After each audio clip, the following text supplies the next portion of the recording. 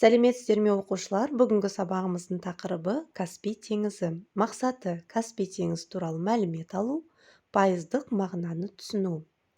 Ребята, тема сегодняшнего урока – Каспийское море. Сегодня мы с вами узнаем сведения про Каспийское море, а также пройдем процентные соотношения на казахском языке. Бүгінгі өтетін жаңа сөздер: бағалау, ценить, кугал, луг либо лужайка, уылдырық, икра, қоқиқаз, фламинго, шағала, чайка. Жаңа сөздерді сурет арқылы қайталаймыз. Кугал, уылдырық, қоқиқаз, шағала. Жақсы балалар, жаңа сөздерді сөздікке жазамыз, есте сақтаймыз, оқимыз. Келесі бірінші тапсырма: сұрақтарға ауызша жауап бер. В первом задании вам нужно устно ответить на данные вопросы. Каспий теңізі туралы естідің бе? Слышал ли ты про Каспийское море? Каспий теңізі Қазақстанның қай аймағында орналасқан? В каком регионе Казахстана расположен Каспийское море? Үшінші, Каспий теңізінің жағасында қандай қала бар? Какой город расположен на берегу Каспийского моря? Жақсы балалар. Енді келесі есте сақта. То есть запомни. Как я ранее говорила, мы сегодня пройдем процентные соотношения.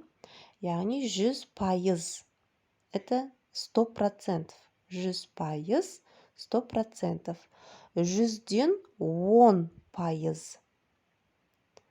То есть 10% от 100. 100-ден 25%. 25% от 100. Және 100-ден 50%. 50% от 100. Вот вы видите по диаграмме 10%, яғни 10%, 25% және 50%. Еще раз. Правильно будет 100-ден 10%. 100-ден 25%. 100-ден 50%. Вот таким вот образом делятся проценты. Жақсы, енді сен білесің бе, знаешь ли ты? Каспий теңізінің жалпы ауданы 376 мың километр квадрат. Жағалау сызығы Қазақстан үлесіне 29%, Ресейге 9%, Әзірбайжанға 20%, Түркменстанға 21% және Иранға 14% тиесілі. Я думаю, понятен текст. Теперь, склоняясь к этой диаграмме, которую мы только что с вами прошли, вам нужно будет выполнить третье тапсырма. Дәптерге диаграмманың суретін сал. Пайыздық көрсеткіштерді шамамен белгіле, әр мемлекет атауын жаз. Нарисуйте в тетради диаграмму.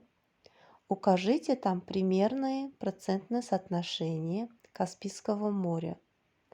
И на каждом делении напишите название государства. Выполните это в тетради.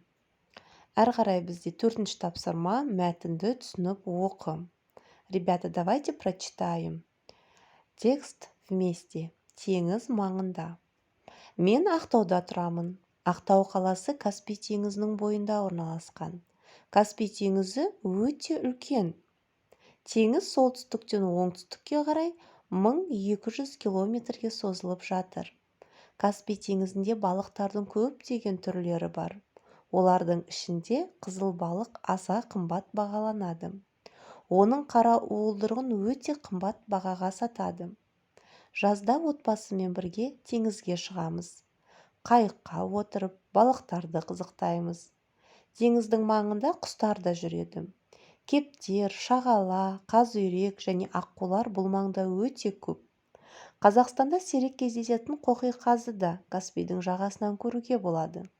Бұл құстар көгалдан гөрі судың маңынан өз қоректерін оңай табады.